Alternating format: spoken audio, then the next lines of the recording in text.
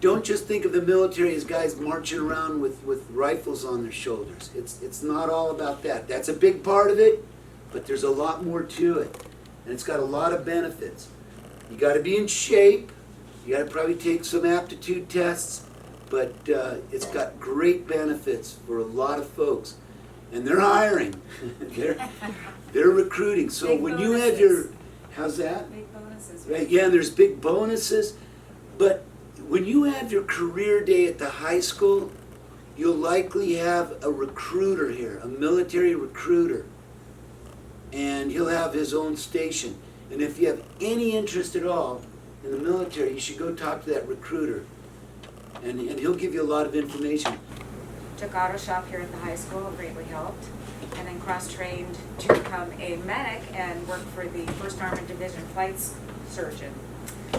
Once I got off active duty, I served in the National Guard down in Los Alamitos. They sent me to Rotary Wing Flight School. That was a year down in Fort Rucker, Alabama.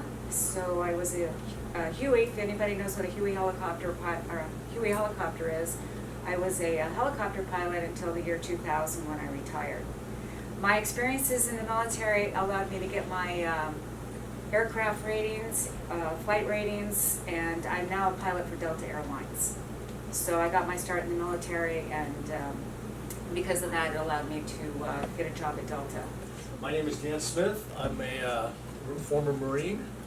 I actually went to Dunn School in the early 70s, and I joined the Marine Corps in 1980. In the Marines, I was stationed here at Camp Pendleton. They taught me I was a artilleryman. I shot cannons, but I got additional duties. I ended up being an embassy guard. I guarded the U.S. embassies around the world. My postings were Amman, Jordan, Nairobi, Kenya, and Addis Ababa, Ethiopia. So I kind of got to meet a lot of dignitaries at the time. A lot of movie stars came through Kenya on their safaris. So that was pretty exciting.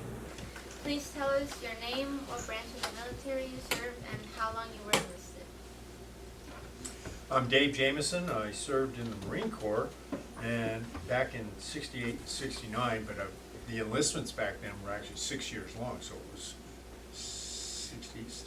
1974 when I was finally, separated from the service totally. My name is Gary Conway. I served in the Army from '67 to '69. I was during the Vietnam era, and at that time, there was a lot of protesting going on. I'm Lieutenant Colonel, retired U.S. Air Force. I served in the Air Force for 20 and a half years. I retired in 1987. Retired Sergeant Major Jeff McKeon. I served in the Marine Corps. Retired from the reserves. I joined in 1983 and I retired in 2013. Thank you. What was boot camp training like? What was the training for your specific position? And were you able to choose your area of focus, or was it assigned to you? A boot camp in the Marine Corps is a little bit intense. Jeff can attest to that. You're going to sleep, you're allowed to go to sleep at 10 at night, and then at 0500, maybe a trash can would come flying through the Quonset hut, banging off the concrete floor. That was a Marine Corps alarm clock. It was, like I say, it was very focused training, very intense training, a lot of physical fitness. You're running all the time. But the GIs were just so kind to you always, It was a different experience. I did not go to boot camp. I went to officer training school because when I joined the Air Force, I was immediately going to officer training school. And my course of training was 70 days instead of the usual 90 because they needed us in the pipeline to go to Vietnam. And so we had a lot of class work, like half a day, and physical fitness training, and also military drill. And we got our assignments afterwards, and I was going to be sent to aviation school. So it was a good experience, and lost some weight during the training. We didn't have a lot of time to eat our meals. And so there were upperclassmen and lowerclassmen. After half the program, you became an upperclassman, and then kind of ordered and managed the underclassmen. Well, I would say that Marine Corps boot camp was extremely challenging. You know, when you get on a bus. Well, we were on a bus. We're on a bus, and we got off of this darn bus, and everything was okay up to that point. These drill instructors at MCRD San Diego come inside of the bus and start screaming at you. They have these little yellow footprints, yelling at you to get on the yellow footprints. The next thing you know, they're shaving every bit of hair you got on your head off, still screaming on you. It was extremely challenging. I mean, that first day I was thinking to myself, what the heck did I get myself into? Unbelievable. I mean, nothing in my life had prepared me for what Marine Corps boot camp was like. It was extremely challenging. I think, you know, for me, it made you feel the lowest you've ever felt in your life and the highest you've ever felt in your life. As far as working with a team and feeling comradeship with your platoon mates and accomplishing something with a platoon and your own platoon, whether it would be physical fitness tests that you have all won together, or drill, which is marching and whatnot. I mean, if you lost, you felt like you were in the dumps, just the worst in the world. If you won, you felt like you were on top of the world. It was an incredible experience. I would never want to repeat it again. I would never want to go back to boot camp. Yeah, mostly it sucked, but it changed my life. It shapes your character is what it does. My job in the military, I chose to be an aviation mechanic, so I was an open contract where they picked for me. I know, first time I got in there for basic training, and this sergeant got about that far from my face and started yelling. Talking about a scared little guy. Yeah, that was quite an experience. And then, you know, you get up at 5 o'clock in the morning and you run for about 3 miles, and then you have breakfast, and then you run for another 3 miles, and then you go on the courses. And let's just say you sleep really well. You lose a lot of weight. If you have extra weight on you, you won't have it when you come out of basic. Right? They're good at what they do. Some of the finest trainers out there are military. Some of the finest schools out there are military. They can teach you a new language, any language, in 3 weeks. Any language. We have some great schools. Diesel mechanics, they can teach you that in no time. And get out, when you get out, you're talking about a $45 an hour job, $45 an hour job. So it has its advantages. But would I ask somebody else to go into service? That's a tough decision. Very tough. Because like all my brothers here, we all put our hands up and said, I'm willing to die for my country. And that's the basic answer. Basic question, are you willing to die for your country? And if you can't answer that question, don't go into service. Okay? That's pretty basic. Don't go into service. You got to have that much faith, and you have to be smart, learn how to stay alive, and hopefully you'll come back home not in a bag. Okay? All the locations I served in my 20.5 years included in Vietnam, and I was assigned to be a F-4 fighter weapon systems officer, electronic warfare officer. And if you've seen Top Gun Maverick, that was Bob's job in the back seat. And so I flew 201 combat missions there, and then after that I had a 4-year tour in Germany, and we did a lot of training there. Also, we sat nuclear alert to thwart the Warsaw Pact and the Soviet Union during the Cold War. After that, I became an instructor at George Air Force Base up at Victorville for a couple of years. Then I went to Tehran, Iran for 2 years as an advisor to the Imperial Iranian Air Force before the Shah was disposed. I was a staff officer in their headquarters and flew and trained in their F-4s also. And then from there, I went to headquarters PACAF in Oahu, Hawaii, as a staff officer at the headquarters there in electronic warfare. From there, I went to the Pentagon for 3 years in the air staff, and then 2 years in the joint staff there was where I was once again an electronic warfare staff officer.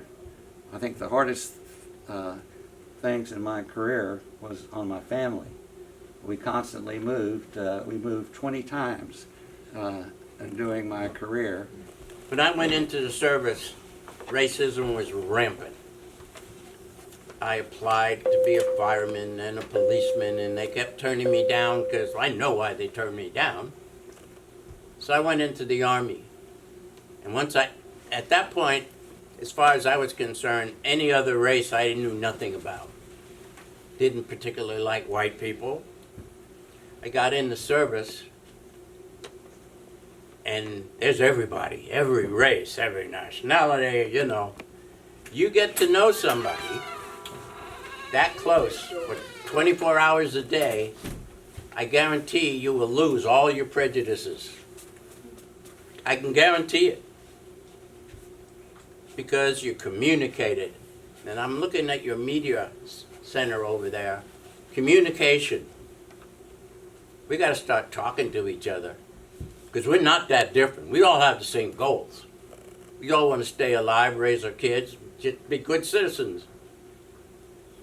And it's up to you, because freedom isn't free. Somebody's paying for it. Your freedom isn't free. These gentlemen paid for your freedom. They paid the price. And a lot of them didn't come back. They paid the price. So your job is to make sure we hand you what we did and say, it's all yours now. What are you going to do with it?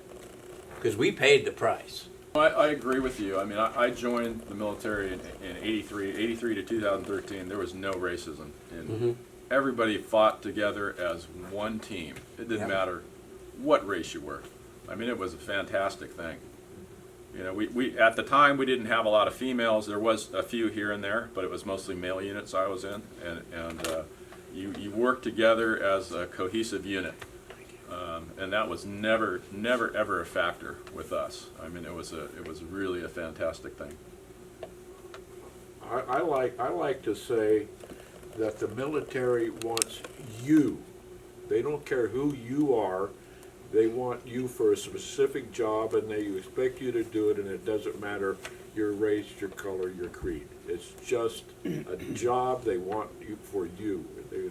You could say it, they want a body, but they want you in there. And as a result of that, this integration happens.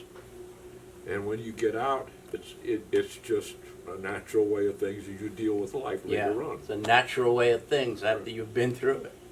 But it'll change you. I mean, it'll change your character. It'll change the way you think of things. It'll make you a better person.